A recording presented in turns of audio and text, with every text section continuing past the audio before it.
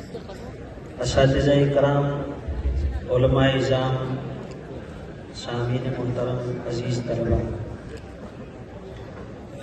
یوں تو مادری علمی کے سالانہ جلسوں میں بہت سی مرتبہ شرکت کی سعادت حاصل رہی ہے، لیکن جب سے یہاں بخاری شریف کا درس شروع ہوا تو یہ سالانہ جلسے کی شرکت کی پہلی سعادت ہے۔ اپنے آپ کو بہت خوش نصیب سمجھتا ہوں، بڑی دیرینہ تمنا تھی، اللہ تبارک و تعالیٰ نے آج پوری فرمائی۔ صرف دو باتیں کہوں گا۔ مدارس اسلامیہ اور خصوصاً مادری علمی جو ام المدارس اس علاقے کی دارالعلوم گوگرا 1 صدی سے زیادہ کی خدمات ہے، اور اس مادری علمی کی کوکھ سے کتنے وارثین انبیاء پیدا ہوئے، اس مادری علمی نے کتنے حفاظ امت کو دیے، کتنے علماء امت کو دیے، کتنے مفتیان اکرام امت کو دیے۔ یہ ایک بہت بڑی خدمت ہے مادری علمی کی، اور جتنے مدارس اسلامیہ، جتنے مکاتب قرآنیہ، ان سب کی۔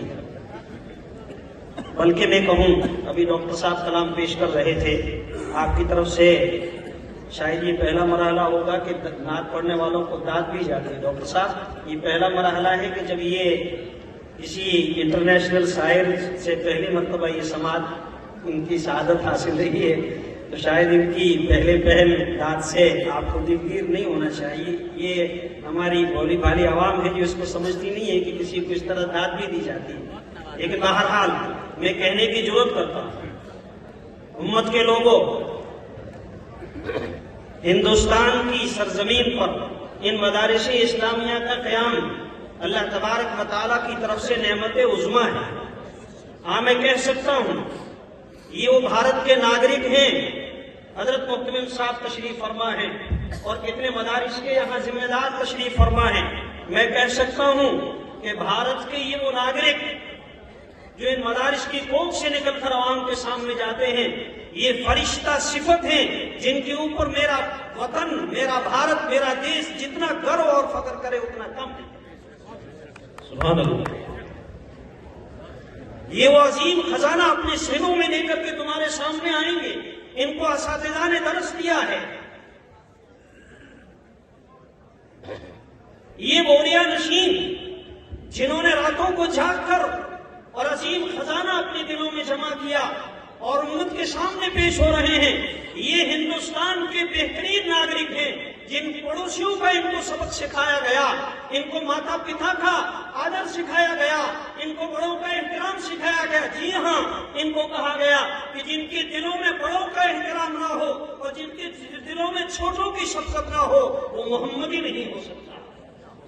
اور ابھی ڈاکٹر صاحب کہہ رہے تھے 2 دن سے میرے گھر میں کوئی مہمان نہیں آیا۔ میرے آقا صلی اللہ علیہ وسلم نے فرمایا، 3 مرتبہ فرمایا، واللہ لا یؤمن، واللہ لا یؤمن، واللہ لا یؤمن۔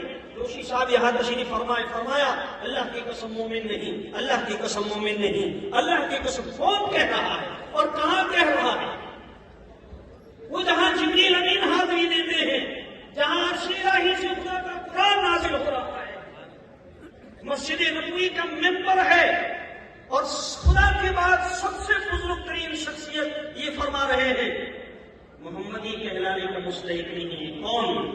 جس کا پڑوسی اس کے شر سے محفوظ نہیں، وہ محمدی کہلانے کا مستحق نہیں۔ مسلمان نہیں، یہودی نہیں، عیسائی نہیں، نصرانی نہیں، فرمایا جس کا مذہب کوئی بھی ہو، میرا پیغام یہ ہے تم ان کے ساتھ میں حسن سلوک کرو۔ جی ہاں، فرمایا جو تمہارے راستے میں کانٹے بچھائے تم کانٹے نہ بچھاؤ، ورنہ راہیں کانٹوں سے بھر جائے گی۔ کوئی تمہارے راستے میں کانٹے بچھائے تم ان کانٹوں کو ہٹاؤ تاکہ انسانیت کا راستہ صاف ہو جائے۔ یہ مدارس کا پیغام ہے۔ اور نوجوان ساتھیوں، ان اساتذہ اکرام کا یہی پیغام ہے۔ تم جاؤ گے ملت کے سامنے، کہیں تمہیں رسم و رواج کے تھپیڑے ہوں گے، کہیں تمہارے سامنے طرح طرح کی آزمائشیں ہوں گی. ان اساتذہ کرام کا یہی پیغام ہے, ملت کے سامنے جاؤ, تم نے ان کی شفقتوں کے زیر سایہ, تم نے ان کی محبتوں کے زیر سایہ, تم نے ان کی شفقتوں کے زیر سایہ لمبا زمانہ گزرا ہے.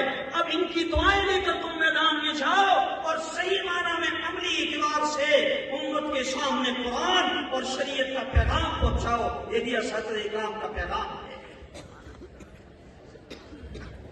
چاروں طرف فتنوں کا دور ہے, اور سچ کہتا ہوں لوگ ٹکٹکی باندھے ہوئے کسی انسان کو ڈھونڈ رہے ہیں, انسانیت کا سبق اور انسانیت کا ایک پیغام سننے کے لیے پوری انسانیت ترس رہی ہے. ہے کوئی غلامان محمد صلی اللہ علیہ وسلم, ہاں 40 ہی امت کے وہ فرشتہ صفت انسان جو اس کوپ سے نکل کر مادر علمی کی اور ان اساتذہ کی دعا کے لے کر کے امت کے سامنے آ رہے ہیں. امت کے لوگوں, ان علماء کرام کی راہوں میں پلکیں بچھانا, ان کے پیغام کو سننا, انہوں نے بڑی محنتوں سے اپنے اساتذہ کرام کے زیر سایہ انہوں نے علوم حاصل کیے ہیں اور بڑی شفقتوں کے زیر سایہ پلے ہیں. تمہارے سامنے آئیں گے تو ان کو اپنے اساتذہ کرام کی محبتوں کا اور ان کا شفقتوں کا بدل دینا, ہاتھوں ہاتھ لینا, اور اس ملک کا جو ہے وہ ایمانداری, امانت داری, دیانتداری, سچائی, ان ساری چیزوں کو اس ملک اور مادر وطن کو ضرورت ہے. مہکتے ہوئے پھول بن کر جاؤ, معاشرے کو مہکا دو, اور جو نفرتیں پھیلا رہے ہیں ان نفرتوں پھیلانے والوں کے سامنے محبت کا پیغام لے کے جاؤ, قرآن کا پیغام لے کے جاؤ. اور ڈاکٹر صاحب کہہ رہے تھے صرف قرآن مسلمانوں کا قرآن نہیں ہے, بلکہ قرآن میں یا ایھا الذین آمنوا کم ہے اور یا ایھا الناس زیادہ ہے. جس طرح ہم رحمت للعالمین کے نام لیوا ہیں, اسی طرح قرآن یہ کلام اللہ ہے, اور اللہ تبارک و تعالیٰ تو سب کے جو ہے وہ رب العالمین ہے. ایک موقع پر پولیس آفیسر کے سامنے وہاں بمبئی میں میں نے کہا تھا, مسلمان ہونے کا مطلب یہ ہے اپنی ذمہ داریوں کا احساس کر کے اور اپنی ذمہ داریوں کو ایمانداری کے ساتھ میں ون سائڈ یک طرفہ نبھانا, یہی اسلام کا پیغام ہے. سامنے والا کیا کرتا ہے ہمیں سے کوئی مطلب نہیں ہے. بہرحال بہت کچھ کہنے کو ہے, وقت اس کی اجازت نہیں دیتا, اور بڑوں کے سامنے بولنا بھی ایک جرات مندی ہے. لیکن بہرحال میرے بھائی جو یہاں دستار فضیلت اپنے سروں پر باندھ کر کے میدان عمل میں جا رہے ہیں, 40 وہ لوگ جو حافظ قرآن بنے ہیں, میں ان کو دل کی اتھاہ گہرائیوں سے مبارکباد دیتا ہوں, اور صرف اتنا کہتا ہوں اپنے اساتذہ کرام, اپنے مادری علمی کی اس نسبت کو ہمیشہ یاد رکھنا. اللہ کرے پورے عالم میں آپ مہکتے ہوئے پھول بن کے جاؤ اور اپنے اساتذہ اور مادری علمی کے اس پیغام کو زمین کے اس کونے تک پہنچاؤ, اور کل قیامت کے دن جب ان اساتذہ کرام کا سامنا ہو تو یوں کہنا جو آپ نے امانت دی تھی ہم نے امت کو پہنچا دی ہے. وآخر دعوانا الحمدللہ. جزاک اللہ احسن الجزا. یہ